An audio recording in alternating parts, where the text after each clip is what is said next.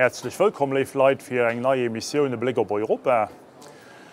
Ihr kennt all den Szenario, ihr wollt euch ein neues Auto kaufen und etwas, was mit diesem Budget muss dann Nachklang bringen. Und dafür guckt ihr auch ein bisschen mehr genau auf den Verbrauch. Der Verbrauch ist wichtig, einerseits am Portemonnaie, andererseits aber auch für CO2-Ziele, die CO2-Bilanz zu erstellen und noch zu gucken. Und da muss ich hier ehrlich sagen, da sieht die Realität ein bisschen anders aus. Das heißt, all die Testverfahren, die da gehen, die Reglementation, die weisen eine ganze Partie Lücken ab. Und alles das also bringt uns ganz weit von der Realität weg. Das heißt, an der Realität, die Tester, die gehen unter absolut bestmäßigsten Bedingungen gemacht, extra Pneuen, extra kein Luftwiderstand, besonders Bedingungen auch, was die atmosphärische Klimatisation, also die atmosphärischen Bedingungen herrschen anzuführen. Es gibt auch mit allen möglichen Tricken geschafft von der Automobilindustrie, sodass eigentlich das, was enorm vorbei steht, und das, was an der Realität, den Autoverbrauch, zwei verschiedene Welten sind.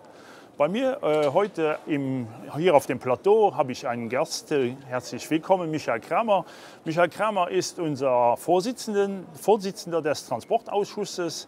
Und wir beide waren zusammen vor kurzem auf einer Konferenz zu diesem spezifischen Thema. Und wir möchten uns ein bisschen unterhalten, Ihnen unsere Eindrücke vermitteln zu diesem Thema und auch, was wir als Parlament, was wir als Gesetzgeber eigentlich da bewirken können anschließend. Michael Kramer, ich habe jetzt in der Einleitung darauf hingewiesen, dass einerseits das sehr realitätsfremd ist, was man da feststellt, diese Verbrauchswerte und auch die CO2-Bilanz. Und werden jetzt augenblicklich die Käufer der Wagen, der Kleinwagen, werden die absichtlich irregeführt mit diesen Vorgehensweisen? Ja, natürlich. Die werden absichtlich irregeführt, weil man ihnen sagt, der VW Golf zum Beispiel, der verbraucht nur 3,8 Liter, aber in der Realität verbraucht er 5,8, weil die Untersuchungsmethoden in den Fabriken, die haben mit der Realität nichts zu tun, so fährt keiner. Und deshalb fordern wir natürlich, dass praktisch die Untersuchungen der Realität entsprechen, damit der Käufer nicht betrogen wird, sondern auch weiß, genau, das wird die Sache sein, so viel wird mein Auto verbrauchen, so und so viel muss ich dafür bezahlen und dann soll er fair entscheiden.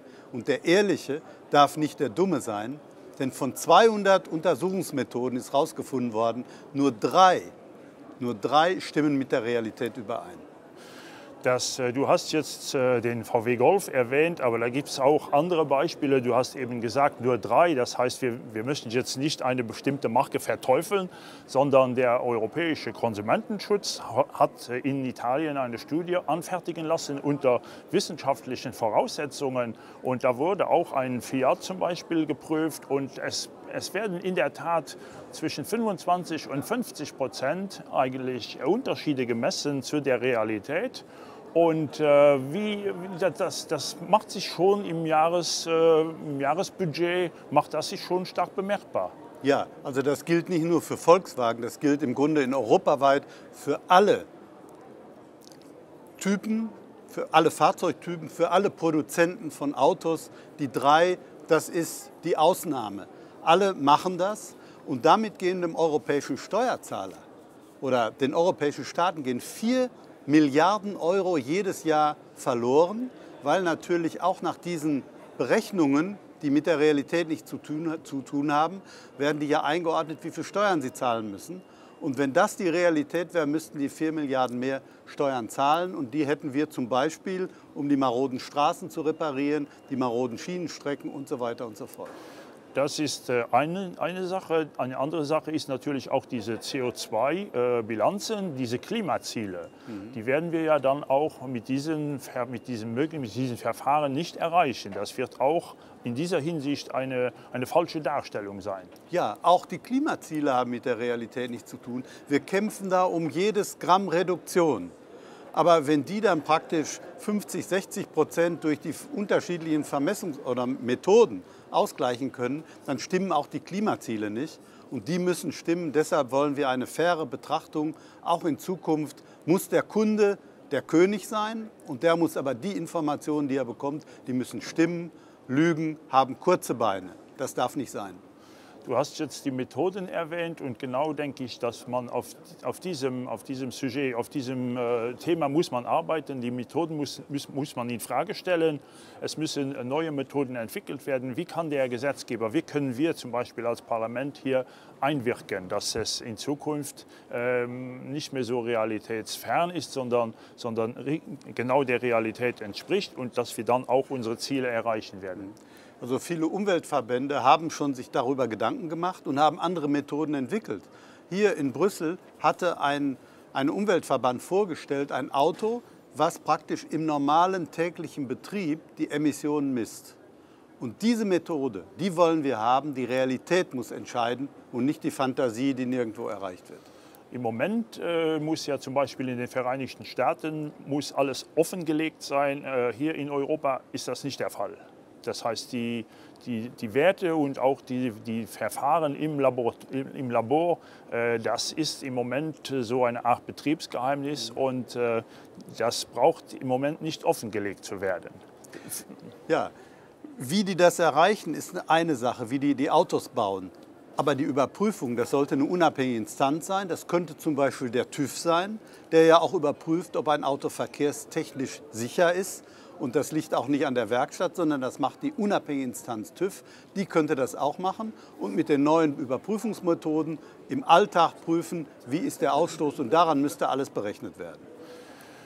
Wir werden jetzt mit Sicherheit laut Plan 2017 mit diesen neuen Verfahren konfrontiert werden, auch hier im Parlament. Wir haben ja dieses Mitentscheidungsrecht.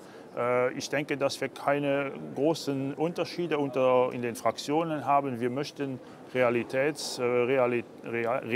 Werte, wir möchten reale Bedingungen und da hat die Industrie sich dann dran zu halten. Das wollen wir hoffen, dass auch der Rat mitmacht und die Kommission. Aber wir wissen, die Automobillobby ist keine kleine Instanz, die hat viel Macht.